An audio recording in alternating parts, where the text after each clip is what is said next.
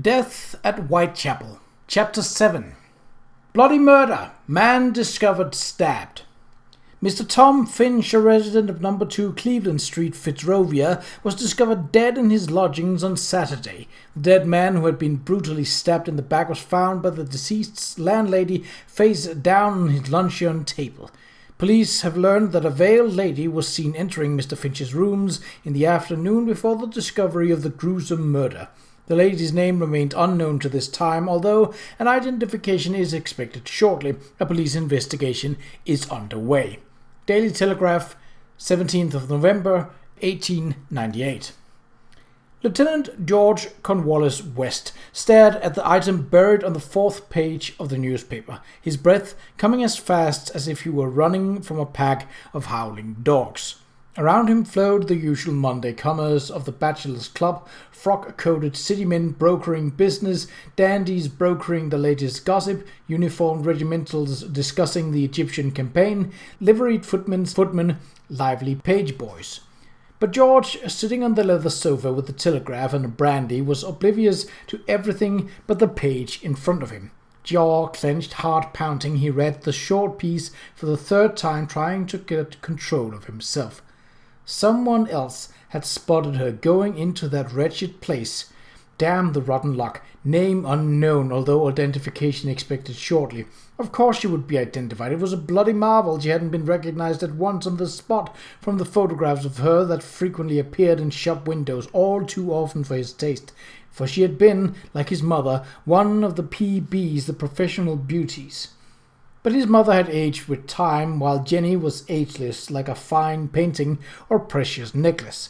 He'd overheard a pair of old snaggletooth chattering just last week when she'd come back from Sandringham, and he'd met her at the train station. "That angel," cooed one of them enviously. "Ooh, is she?" "Why, yes, silly," the other scoffed. "She's Lady Randolph Churchill, she is. Don't you have eyes in you, witless head? Who could mistake such a beauty?"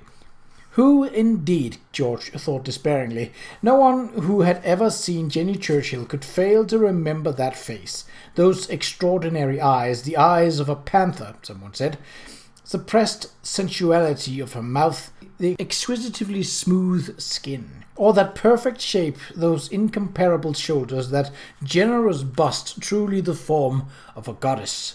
As long as he lived, if he lived an entire century, he would never forget their first meeting, the way she had taken his hand, the awareness in her eyes, the smile on her full, ready lips.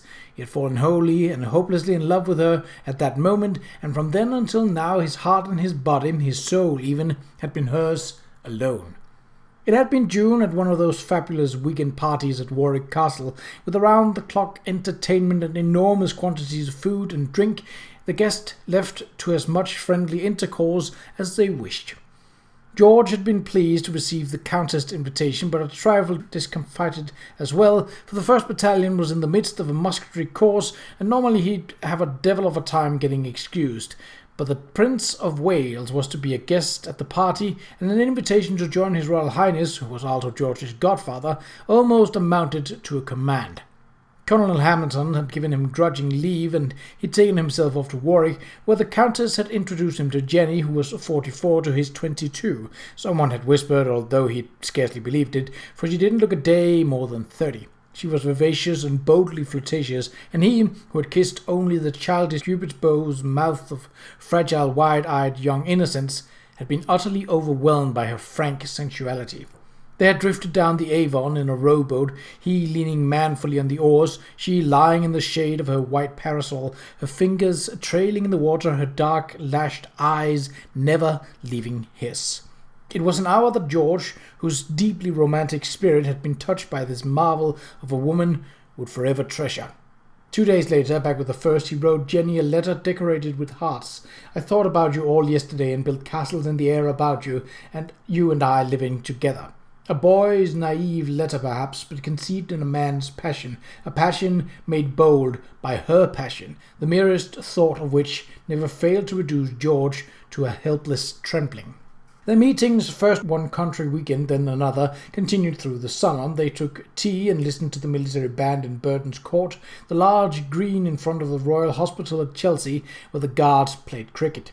They went for pleasant walks and rode together, their time interrupted only by George's tedious military duties, such as guarding the Bank of England. George knew that Jenny was conscious of the great difference in their ages and hesitant to make any sort of serious commitment to him, but her reluctance only fueled his growing obsession, as did his parents' opposition. His mother, who had successfully married both her daughters into wealthy families, pointed out sarcastically that Jenny's friends were known to be fast, that her lovers were too many to count, and that George was just 16 days older than her son Winston. His father reminded him that he was meant to make himself agreeable to Mary Golay, an American heiress whose fortune could remove the family's entire burden of debt and rebuild Rothin Castle, the family home in Denbighshire, into the bargain. In no circumstance was George to pursue an impecunious widow who had slept with half of the men in the empire. But his parents' displeasure only strengthened George's passionate resolve. He wrote to Jenny daily, telegraphed her, begged her to see him, when he seemed to respond coolly, fearing all the while that she might be romantically involved with someone else, Major Ramsden, perhaps that Highlander with whom she had visited Egypt a few months before, or the filthy rich American Astor. Whenever he heard her name linked with another man's, and he heard this far too often, for her romantic escapades delighted all the gossips, he became wild with an uncontrollable jealousy. She was too beautiful, too cosmopolitan, too much of the world's to be his, and yet she must be his and his alone, or he would go stark, staring mad. In early September, to George's enormous relief, his battalion of Scots Guards were transferred to London. Now that he could press his demands on her, Jenny gave in. While she seemed reluctant to be seen about town with him, she began entertaining him alone in her home in Great Cumberland Place. There, in private, she wore the soft, loose kimonos that seemed to him incredibly seductive and exotic, made of the stuff of dreams, her body the stuff of yet other dreams, even more seductive and even more exotic. He sighed and closed his eyes, feeling warm. Surely where this goddess was concerned, his fierce and ungovernable jealousy could be understood, and perhaps even forgiven, although it led him to do dreadful things. But surely not so dreadful given his passion. He loved Jenny desperately, lived only for the moment he could hold her in his arms. He had sworn himself to do anything in his power to protect her from harm, from insult from other men. Surely then, two stout fellows with Havana cigars passed in front of the sofa, loudly debating the merits of the Royal Navy's shipbuilding policy, which, one insisted, had already allowed the Kaiser to get the upper hand. George's eyes snapped open, and there was the newspaper in front of him, with its story of the discovery of Finch's body, and he was once again in the depth of despair, thinking not only of the appalling sight Jenny had seen with those lovely pure eyes which should never have looked on such a bloody mayhem, but that she herself had seen and would surely be identified and hauled before some odious magistrate in some awful courtroom to explain the unexplainable, how it was that she knew the dead man, and why it was that she had happened to call on him so soon after he had been visited by a murderer who she suspected of doing the deed. George's stomach heaved.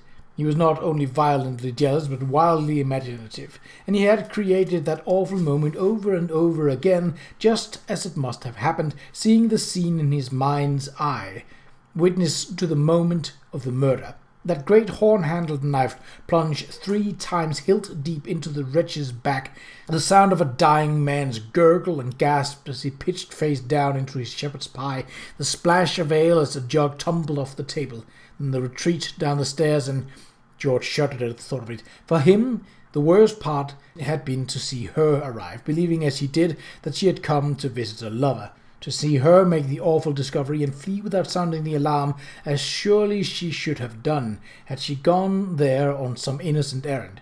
He recalled it again, the moment she had stepped out of the cab.